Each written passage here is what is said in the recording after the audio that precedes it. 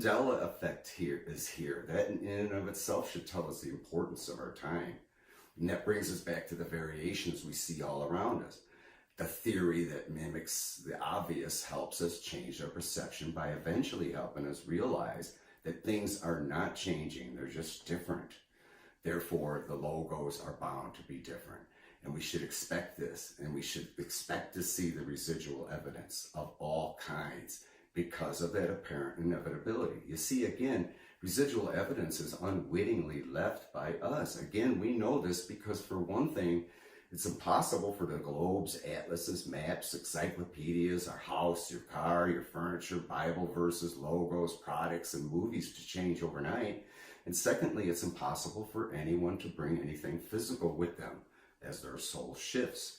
Only the spirit can travel the quantum flux that allows our souls to coalesce into these replica versions of ourselves. So what else can explain what's going on and why so often?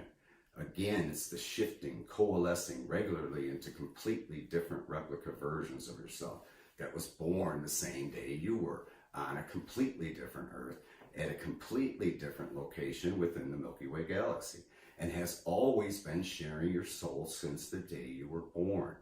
Now, so I ask again, what is the Mandela effect showing us? Simply put, that quantum entanglement is the basic foundation of life.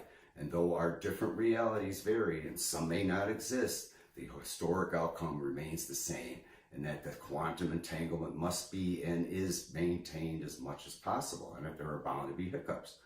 And that's why we see the variety in the things we, like in logos and things, and how they compare to our cherished memories.